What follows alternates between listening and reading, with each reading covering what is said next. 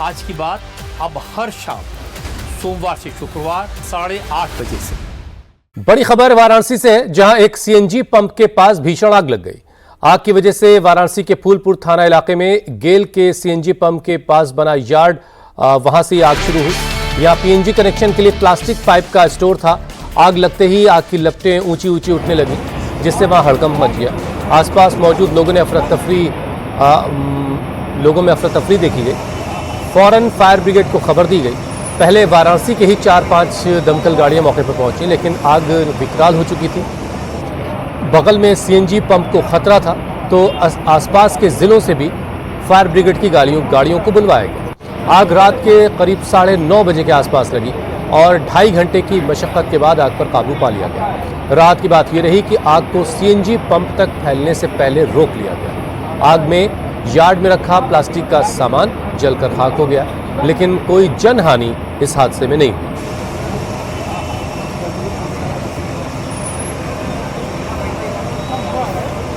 तो ये तस्वीरें आप देख रहे हैं वाराणसी की, जहां पर एक सीएनजी पंप के करीब एक पीएनजी का यार्ड था, जहां पर जो सारा सामान होता है वो रखा हुआ था, प्लास्टिक के सारे सामान रखे हुए। वहीं आग लगी और धीरे धीरे आग ने विकराल रूप ले लिया और डर इस बात का लोगों को सताने लगा कि कहीं ये आग सीएनजी पंप तक ना पहुंच जाए। लेकिन राहत की बात ये रही कि वाराणसी के फायर ब्रिगेड और इसके अलावा आसपास के ज़िले के फायर ब्रिगेड की टीमों के मौके पर पहुंच जाने के बाद आग पर 2.5 से 3 घंटे के अंदर काबू पा लिया गया और सीएनजी पंप तक पहुंचने से पहले ही इसको बुझा दिया।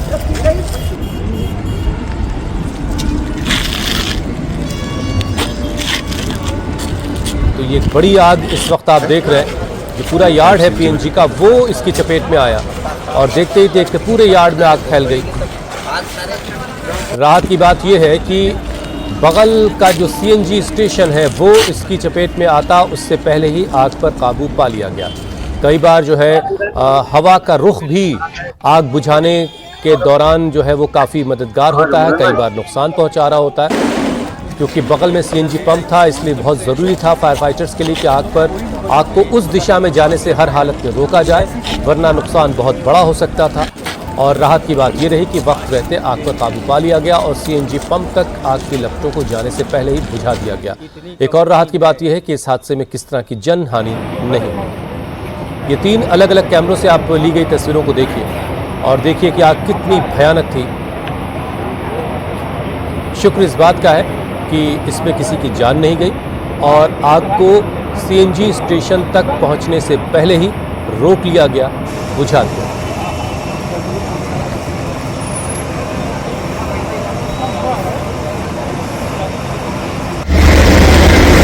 हमारे स्टोर में लगी थी, हमारे पीछे स्टोर यार्ड है छोटा सा, उसमें आग लगी। अभी वजह नहीं बता सकते, हमें अपने जांच करने दीजिए तब बता देंगे। स्टोर में क्या क्या रखा हुआ स्टोर में हमारे पाइप रखे हुए हैं, लोहे के पाइप थे या पाइप प्लास्टिक, जिसमें हमारा प्लास्टिक के पाइप थे और लोहे के नहीं। कब लगी थी आग, कितने बजे बुझाया गया?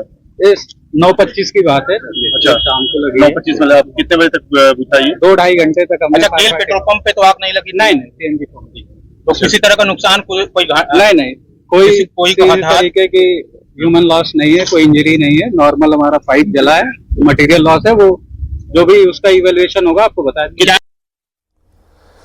गेल का सीएनजी पंप बिल्कुल करीब था और वहीं पर खतरा सबसे ज्यादा था कि कहीं आग वहां तक ना पहुंच जाए। उसके मैनेजर ने बताया कि स्टोर रूम की लास्ट वाली बाउंड्री के पास कूड़े के ढेर में से आग की शुरुआत हुई और तेज हवा की वजह से आग यार्ड तक पहुंच गई और पाइप उसकी जद में आ गए, उसके लपेटे में आ गए और उसके बाद आग फैलती चली गई और इतनी विकराल हो गई कि आसपास के जिलों से फायर ब्रिगेड की टीमों को बुलाना पड़ा। ऐसा लगी जो ये स्टोर रूम की लास्ट वाली बाउंड्री है उसके उस पार जो है कोई कूड़ा या कचरा फूंक रहा था, तो अचानक आंधी, धूल भरी आंधी आई बहुत तेज और उधर से आग उड़ के आई। जो पाइप के ऊपर जूट का बोरा लपेटा हुआ है उसमें पकड़ी है, वही आग भड़क गई है। तो ये कैंपस सीएनजी मतलब आप ही लोग कैंपस है? हाँ, ये गेल इंडिया का है। मतलब ये स्टोर रूम है पूरा, मतलब गेल की जो पेट्रोल टंकी है उसी का स्टोर रूम? हाँ, स्टोर रूम पूरे बनारस का है। आप यहाँ क्या करते हैं? हम यहाँ स्टेशन मैनेजर हैं। तो पूरे बनारस में क्या यहाँ से जाता है, क्या सप्लाई होता है? सारा जो ग्राउंड का कनेक्शन हो रहा है पीएनजी गैस का, और सारी पाइप यहीं से जाती है, यहाँ से कनेक्शन होते हैं तो यहीं से जो स्टोर वही का है, पाइप जाती है, बाकी सब जैसे सारी डक यहाँ पे रखे रहते हैं वही जाता है उठा के। सूचना कब मिली आप लोगों को? ये लगभग 9 बजे के आसपास, 9 बजने में 5 मिनट बाकी रहा होगा, तो उधर से आग की लपटें दिखाई दी, तो हम लोगों ने फायर को फ़ोन किया, हम अपनी टीम को फ़ोन किया, लेकिन आने में थोड़ा विलम्ब हो गया। लेकिन अब आग इतनी लपट ज़्यादा थी कि तो मतलब ये आप ही का परिसर है जहाँ आग लगी है? हाँ, गेल इंडिया का है। ये आपका परिसर है? जी, गेल इंडिया परिसर है। अच्छा, उसमें और क्या क्या चीजें रखी हुई हैं? केवल पाइप है, पाइप जो प्लास्टिक की पाइपें रखी हुई हैं, लोहे की पाइपें रखे हुए हैं और यही सब है। अगली खबर का रुख करते हैं। पश्चिम बंगाल में चुनावी हार और 30 दिनों के अंदर टूटकर बिखर चुकी टीएमसी की मुश्किलें खत्म नहीं हो रही हैं। टीएमसी के भ्रष्ट नेताओं पर जांच एजेंसियों का शिकंजा कसा तो लोगों ने चौराहों पर विरोध प्रदर्शन शुरू किया। शुक्रवार को कोलकाता एयरपोर्ट पर जबरदस्त हंगामा हुआ। बीजेपी और टीएमसी के समर्थक आपस में भिड़ गए। इस दौरान बीजेपी टीएमसी कार्यकर्ताओं के बीच जबरदस्त मारपीट हुई, जमकर लात घूंसे चले, जिससे वहां अफरा तफरी मच गई। इस दौरान एक महिला बेहोश हो गई। बताया जा रहा है कि टीएमसी कार्यकर्ता पार्टी के राष्ट्रीय महासचिव अभिषेक बनर्जी का स्वागत करने के लिए एयरपोर्ट पहुंचे थे, जो दिल्ली में लोकसभा स्पीकर ओम बिरला से मुलाकात करके वापस लौट गए। अभिषेक बनर्जी के समर्थकों ने आरोप लगाया कि बीजेपी से जुड़े कुछ लोग एयरपोर्ट पर पहुंचे और टीएमसी कार्यकर्ताओं के साथ बदसलूकी करने लगे। टीएमसी का कहना है कि बीजेपी के लोग अभिषेक बनर्जी को अंडे मारने पहुंचे थे।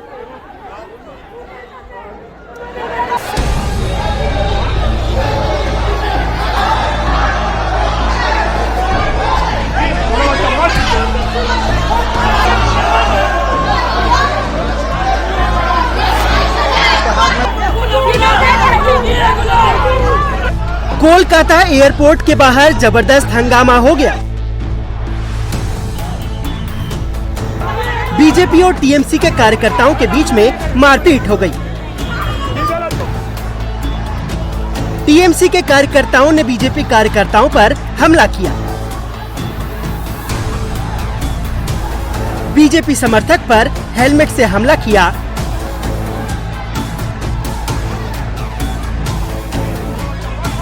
महिला कार्यकर्ता भी आपस में भिड़ गई, थप्पड़ मारे, कपड़े फाड़ने की कोशिश की गई। शुक्रवार की शाम कोलकाता एयरपोर्ट पर जबरदस्त हाई वोल्टेज हंगामा हो गया, जब बीजेपी और टीएमसी के कार्यकर्ता आपस में भिड़ गए। 1 घंटे तक कोलकाता एयरपोर्ट के बाहर हंगामा और नारेबाजी होती रही।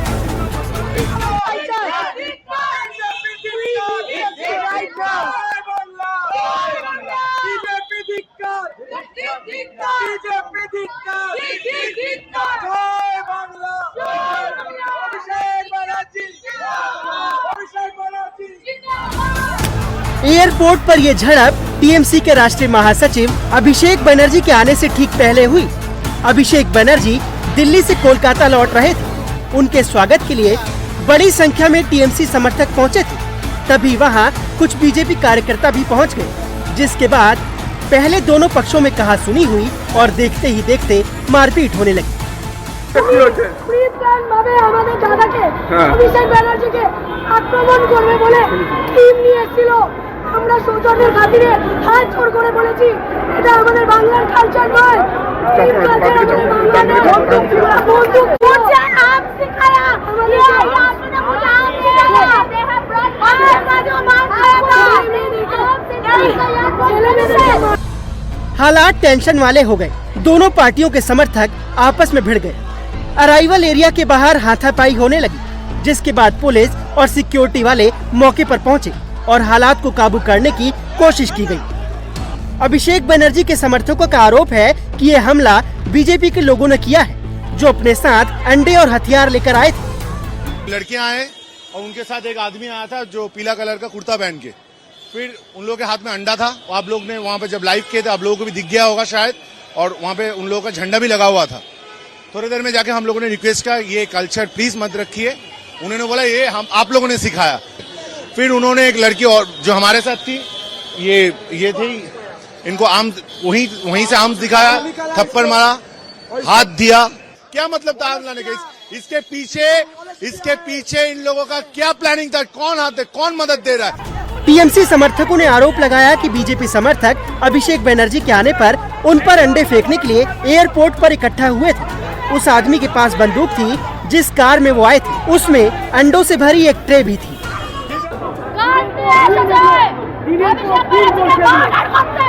मुझे आम दिखाया, मैं जब उसको पकड़ा मुझे आम दिखाया मार देने के लिए। अभिषेक बनर्जी को मारने आया था, ये आदमी अभिषेक बनर्जी को मारने आया था। हंगामे के बाद टीएमसी के कार्यकर्ता एयरपोर्ट के बाहर नारेबाजी करने लगे।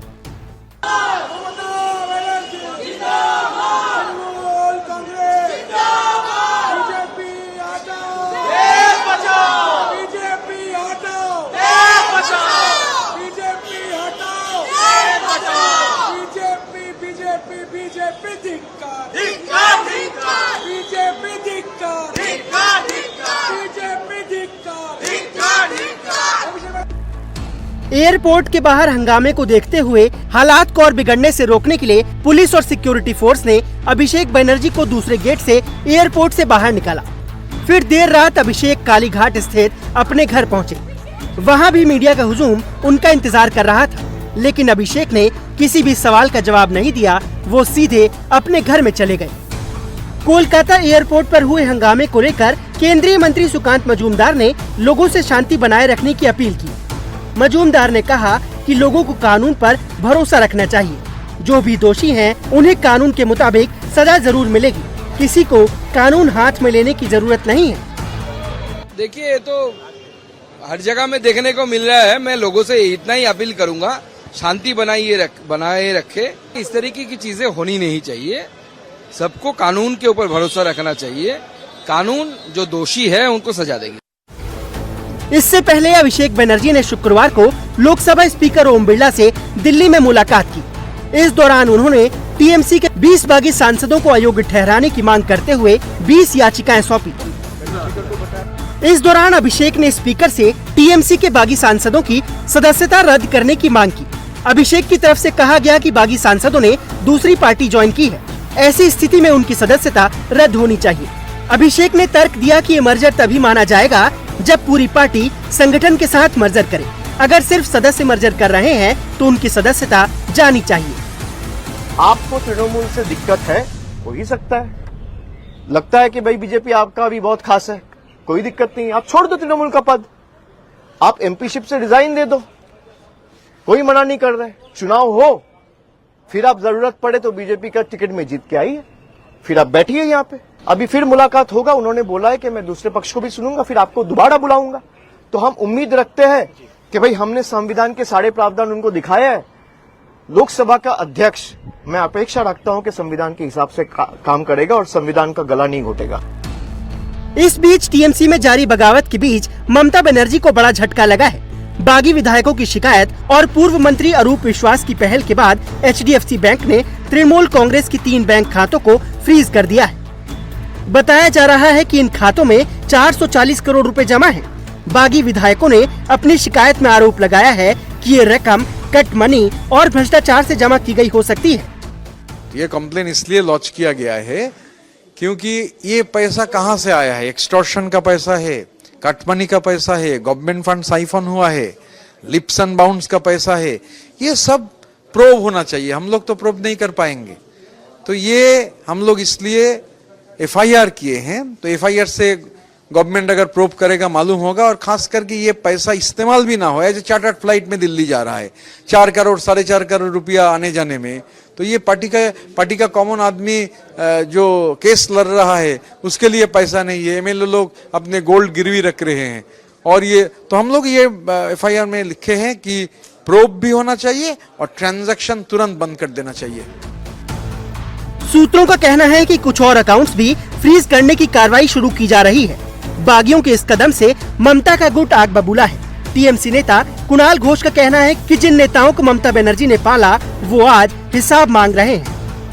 जिसको प्रोटेक्शन दिया, तृणमूल जिसको एस्टेब्लिश किया, तृणमूल जिसको राज्यसभा में भेजा, तृणमूल जिसको विधानसभा में भेजा, वो 1 महीना नहीं हुआ, हाथ से वो काली भी नहीं उठा। वो जब ये गद्दारी कर रहा है तो ये दो अलग चीज हो गया है। एक इशू एक चीज हो गया है और जो मुद्दा बना रहा है वो पब्लिक ये देख रहे हैं कि आदमी कितना नीच तक गिर सकता है। ये सब लोग जो है दीदी दीदी दीदी दीदी दीदी का हम दीदी का उम्मीदवार है, तृणमूल कांग्रेस का प्रार्थी है और जीतने के बाद दूसरे किसी पार्टी के लिए ये लोग काम कर रहा है। पश्चिम बंगाल में चुनावी हार के बाद एक तरफ जहां टीएमसी नेताओं का सड़क पर निकलना मुश्किल हो गया है, तो दूसरी तरफ तृणमूल कांग्रेस की भीतर की लड़ाई अब पार्टी के पैसे और संपत्तियों पर आ गई है। प्रधानमंत्री नरेंद्र मोदी आज ओडिशा के दौरे पर जाएंगे। इस दौरान राष्ट्रपति द्रौपदी मुर्मू भी उनके साथ होंगी। राष्ट्रपति मुर्मू और प्रधानमंत्री मोदी मयूरभंज जिले के पहाड़पुर गांव का दौरा करेंगे। वो संथाली जहेरा और हो जहेरा नामक उप वनों में पूजा अर्चना करेंगे। इसके साथ ही स्किल सेंटर और पहाड़पुर स्कूल का भी दौरा होगा। ओडिशा सरकार के 2 साल पूरे होने के मौके पर आयोजित एक प्रोग्राम में राष्ट्रपति और प्रधानमंत्री शामिल होंगे।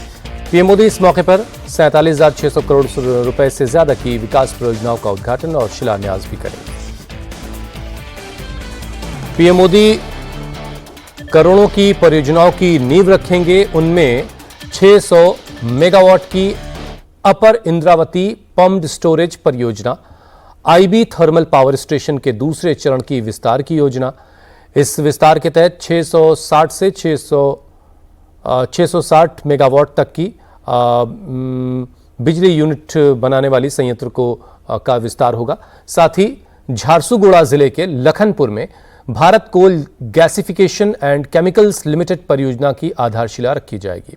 भुवनेश्वर में 300 टन पर डे क्षमता वाला बायोगैस संयंत्र, कटक और भुवनेश्वर को सीधे जोड़ने वाला काठजोड़ी नदी पर बनने वाला पुल, बौद्ध में 300 बिस्तरों वाला जिला मुख्यालय का अस्पताल, इन सब का उद्घाटन पीएम के हाथों होगा। इसके साथ ही ओडिशा के अलग अलग जिलों में 24 अटल बस स्टैंड का उद्घाटन भी होना है। वहीं पीएम मोदी आज से 2 दिनों के बंगाल दौरे पर भी रहेंगे। इस दौरान पीएम मोदी पश्चिम बंगाल को कई सौगात देंगे। पीएम आज दोपहर 3:45 बजे हुगली के तारकेश्वर पहुंच जाएंगे, जहां वो पश्चिम बंगाल दिवस समारोह में हिस्सा लेंगे। प्रधानमंत्री यहां कई विकास परियोजनाओं की शुरुआत करेंगे, साथ ही एक जनसभा को भी संबोधित करेंगे। वहीं 21 जून को पीएम मोदी कोलकाता में आयोजित होने वाले 12वें अंतर्राष्ट्रीय योग दिवस समारोह में भी हिस्सा लेंगे। साथ ही सुबह 9:15 बजे पीएम कोलकाता के श्याम प्रसाद मुखर्जी बंदरगाह पर स्वदेशी रूप से डिजाइन और निर्मित 3 नौसैनिक जहाजों आईएनएस दूनागिरी, आईएनएस संशोधक, आईएनएस अग्रय का शुभारंभ करेंगे। उत्तराखंड में हरिद्वार भूमि खरीद घोटाले में धामी सरकार ने बड़ी कार्रवाई की।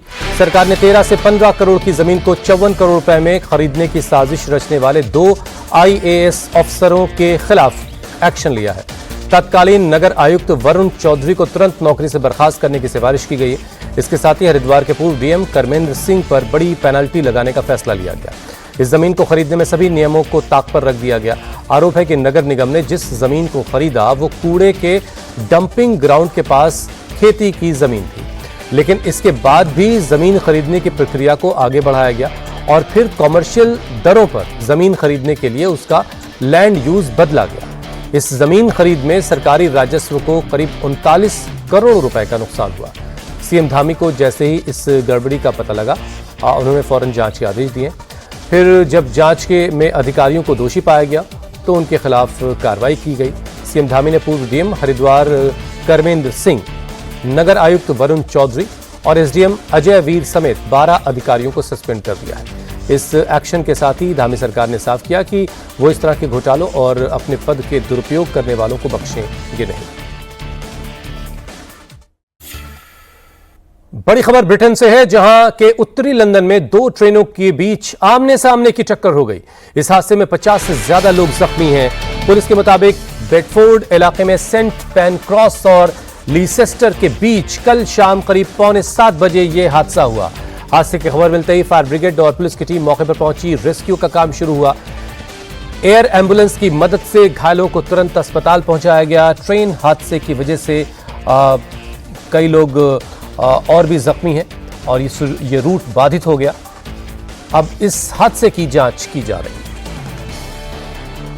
हेड टू हेड कोलाइजन हुआ। ये उत्तरी लंदन में दो ट्रेनें आमने सामने से टकरा गईं। आखिर ये हादसा कैसे हुआ, एक ही ट्रैक पर दो ट्रेनें कैसे आ गईं, इस बात की जांच की जा रही है। लेकिन इस हादसे में 50 से ज्यादा लोग जख्मी हुए हैं, जिन्हें तुरंत एयर एम्बुलेंस के जरिए अस्पतालों तक पहुंचाया गया। तो दो ट्रेनों की आमने सामने की टक्कर हुई, जिसमें 50 से ज्यादा लोग जख्मी हुए। तुरंत मौके पर फायर ब्रिगेड की और पुलिस की रेस्क्यू टीमें पहुंची और जो घायल थे उनको तुरंत ट्रेन से निकाला गया और एयरलिफ्ट करके उन्हें एयर एम्बुलेंस के जरिए अस्पतालों तक पहुंचाया गया।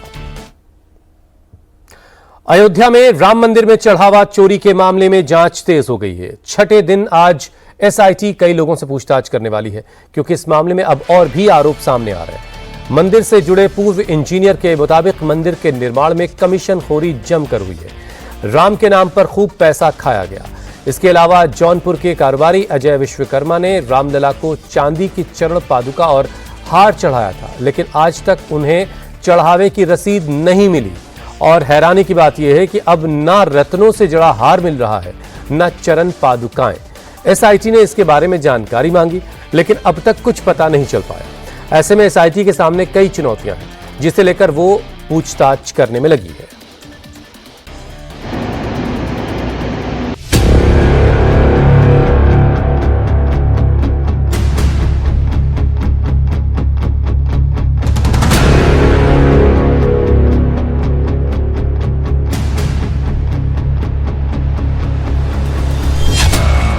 राम मंदिर में चढ़ावे की चोरी कैसे हुई?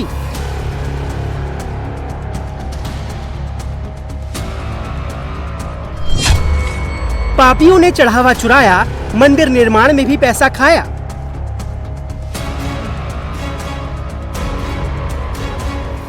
जितना लोग मीडिया में दिखा रहे हैं ये कुछ नहीं है, बहुत बड़ी चोरी हुई है। और दान पात्र की चोरी तो बहुत कम है, सबसे ज्यादा निर्माण कार्य में चोरी हुई है। पूरे मंदिर को लूट लिया गया है। 15 दिन और पकड़ा जाएगा एक एक चोर। 500 वर्षों तक मर्यादित रहते हुए हमने संघर्ष किया है।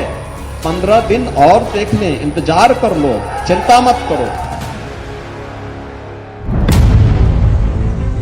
जैसे जैसे एसआईटी की जांच आगे बढ़ रही है, वैसे वैसे बड़े और चौंकाने वाले खुलासे हो रहे हैं। नए नए किरदार सामने आ रहे हैं और बड़े बड़े दावे किए जा रहे हैं। न सिर्फ चढ़ावा बल्कि मंदिर निर्माण में कमीशन खोरी की भी बात सामने आ रही है। लेकिन सबसे बड़ा दावा किया है सूबे के मुखिया योगी आदित्यनाथ ने। चढ़ावे में चोरी का खुलासा होने के बाद शुक्रवार को सीएम योगी जब अयोध्या पहुंचे तो चढ़ावे में चोरी पर खुलकर बोले। साफ साफ कहा कि कोई चिंता ना करे, बस थोड़ा सब्र करे, सारा सच सामने आएगा और सब पकड़े जाएंगे। हम लोगों ने ट्रस्ट के अनुरोध पर एसआईटी जांच बिठाई है और मैं उन्हें इस बात के लिए कह सकता हूं कि एसआईटी जांच दूध का दूध और पानी का पानी करके रहेगी, उसमें कोई संदेह नहीं।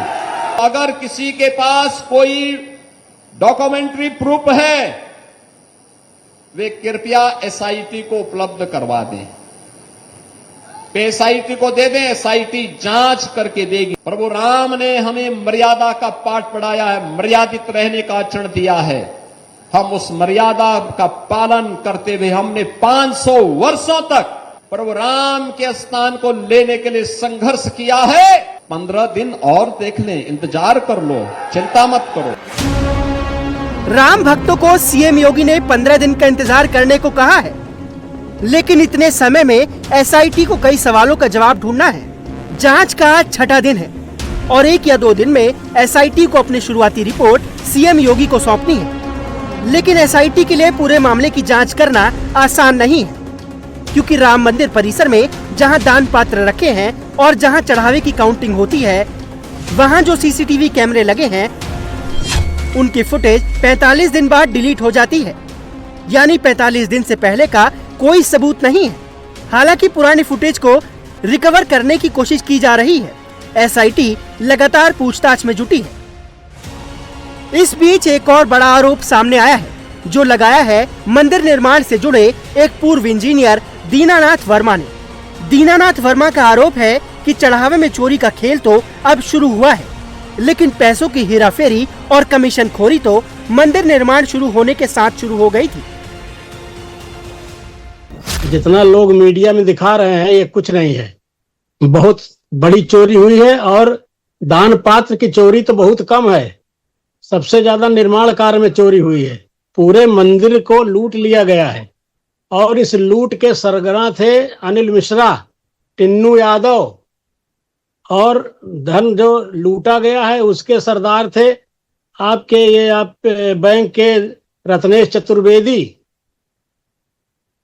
तो इन लोगों ने मिल करके बड़ी वो करके किया है। और जब मैं शुरू में चंपत जी मुझको ले गए और उनके साथ रह करके मैं काम करने लगा और उन्होंने मेरी निष्ठा को देखा तो मुझे दायित्व देते गए और मैं जब काम करते करते दिखाते रहा कि ये देखिए इन लोगों ने इतना इतना गड़बड़ करना शुरू किया है।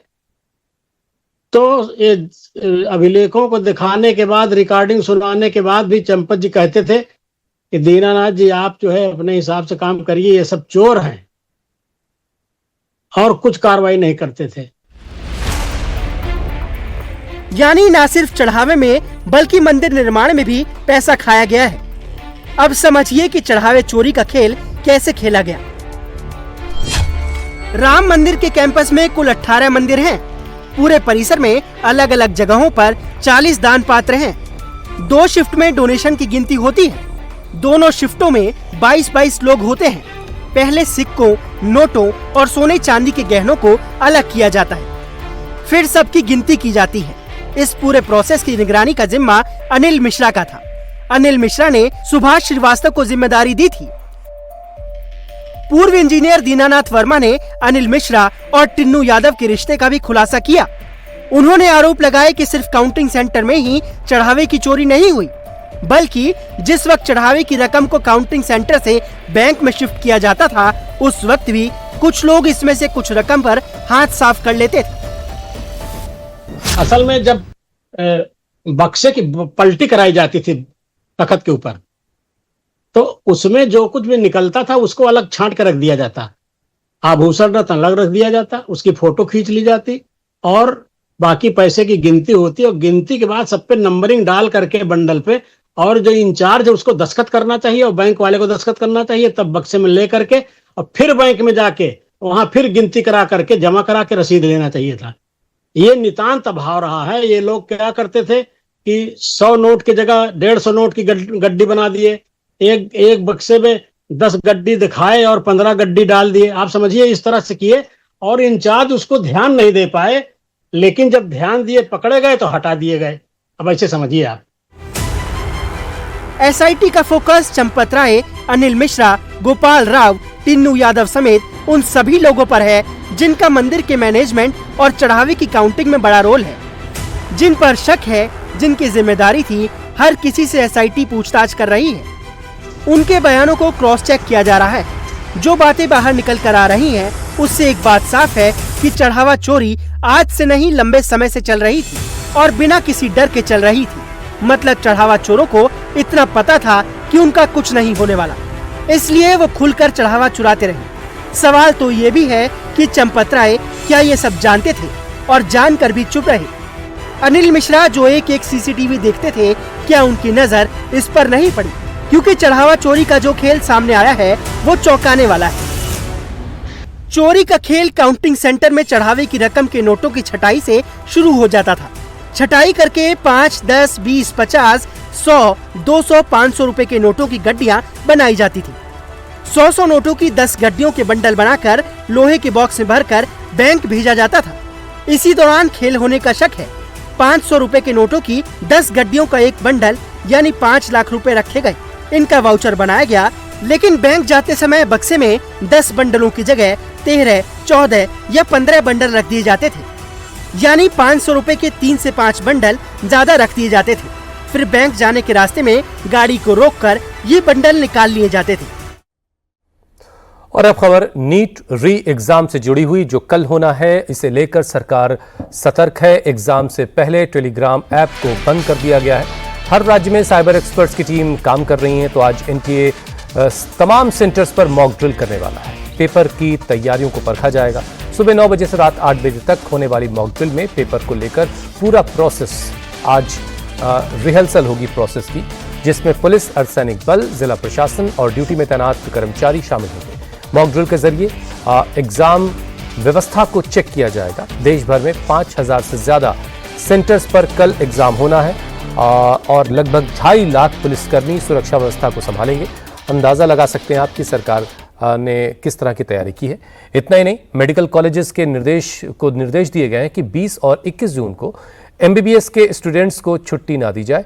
यह कदम इसलिए उठाया गया है क्योंकि कई मेडिकल स्टूडेंट्स सॉल्वर गैंग से जुड़ जाते हैं, डमी कैंडिडेट बनकर एग्जाम में बैठने की कोशिश करते हैं। इस बार खास बात यह भी है कि एग्जाम सेंटर्स पर पुलिस के साथ साथ सीआरपीएफ की तैनाती भी है। ज्यादातर सेंटर्स पर पहले से सीसीटीवी लगाए जा चुके हैं, लेकिन एनटीए ने अलग से अपने सीसीटीवी कैमरे इंस्टॉल करवाए हैं, जिन पर निगरानी रखने के लिए अलग से कंट्रोल रूम्स बनाए गए। 674 सिटी कोऑर्डिनेटर और करीब 6700 ऑब्जर्वर तैनात रहेंगे और हर एग्जाम सेंटर पर सेंटर सुपरिटेंडेंट और इनविजिलेटर तैनात किया गया है।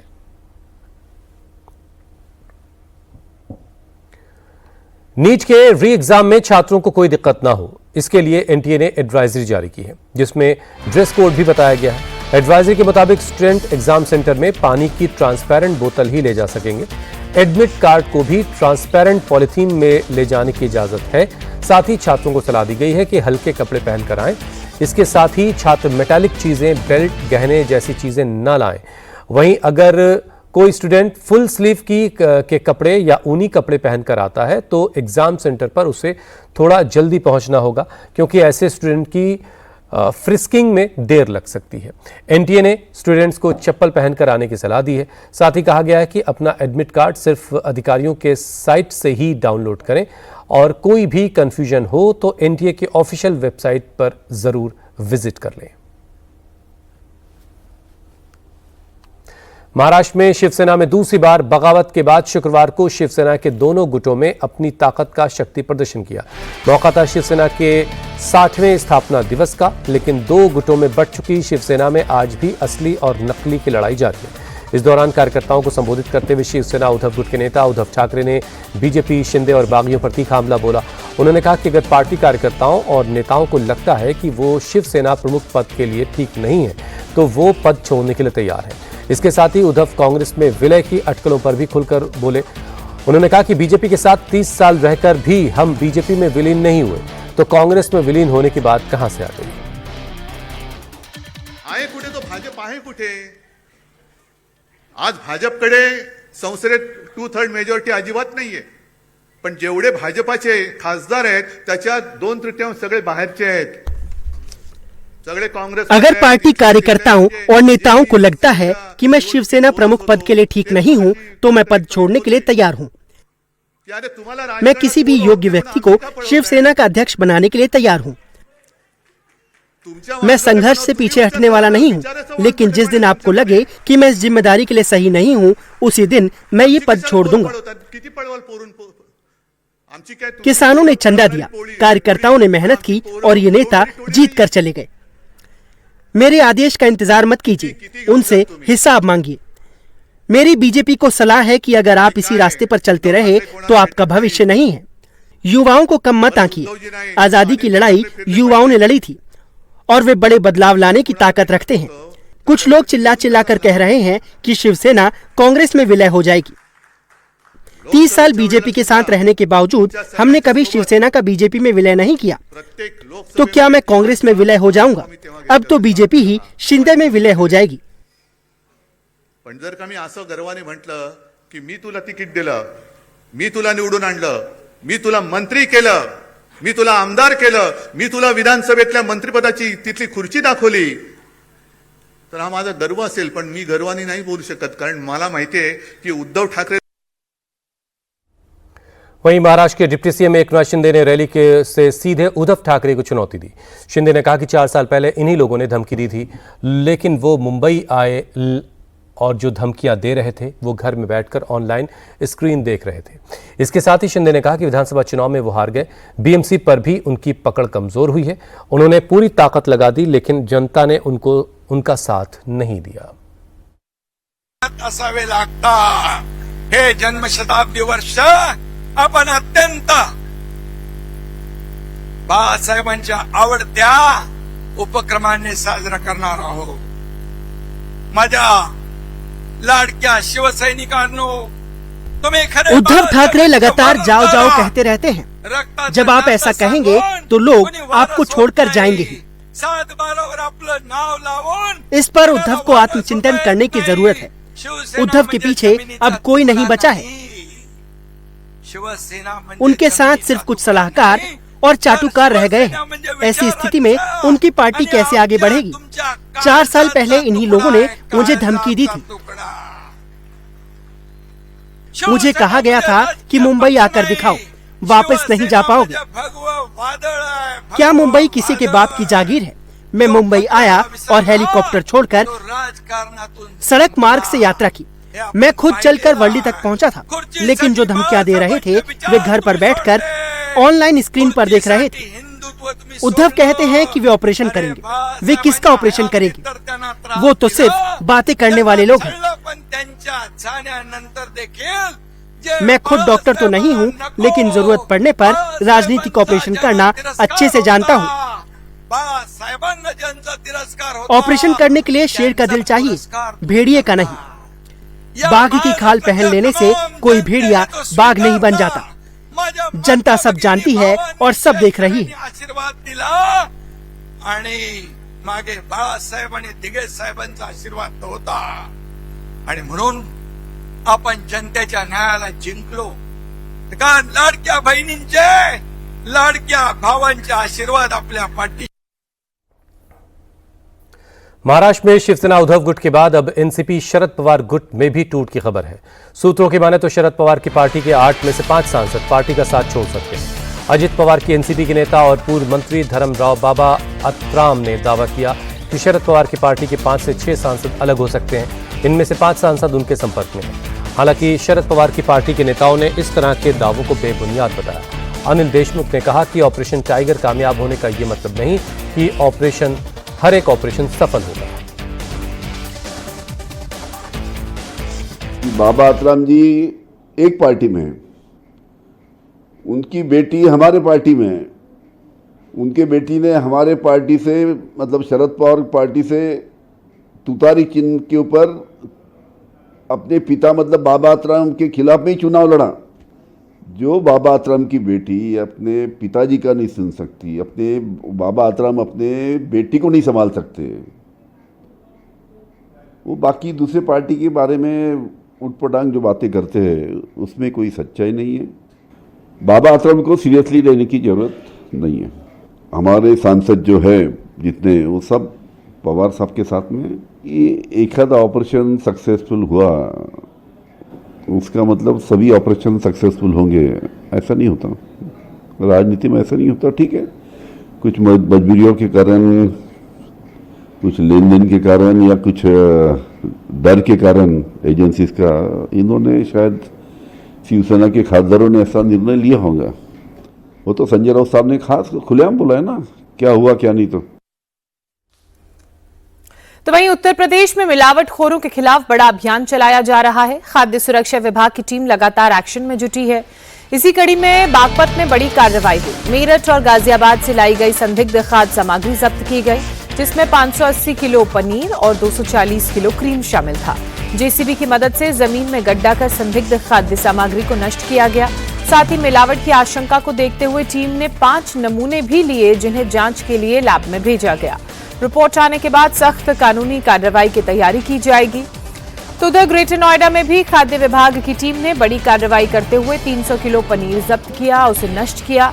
विशेष अभियान के तहत खाद्य सुरक्षा अधिकारियों ने अलग अलग डेयरी पर छापेमार कार्रवाई की और वहां से सैंपल्स इकट्ठा किए, जिन्हें अब जांच के लिए भेज दिया गया है. सुरक्षित एवं गुणवत्तायुक्त खाद्य सामग्री उपलब्ध कराने के उद्देश्य से खाद्य सुरक्षा औषध प्रशासन विभाग की टीमें लगातार कार्रवाई कर रही हैं. 18 और 19 जून को अभी तक खाद्य पदार्थ, दुग्ध एवं दुग्ध उत्पादों के 12 नमूने संग्रहित किए जा चुके हैं और प्रथम दृष्टया लगभग 300 किलोग्राम पनीर, जो कि मानव उपभोग के लिए अनुपयुक्त प्रतीत हो रहा था, उसका विनिष्टीकरण भी कराया गया है। लगातार टीमें इसी प्रकार से कार्यवाही करती रहेंगी।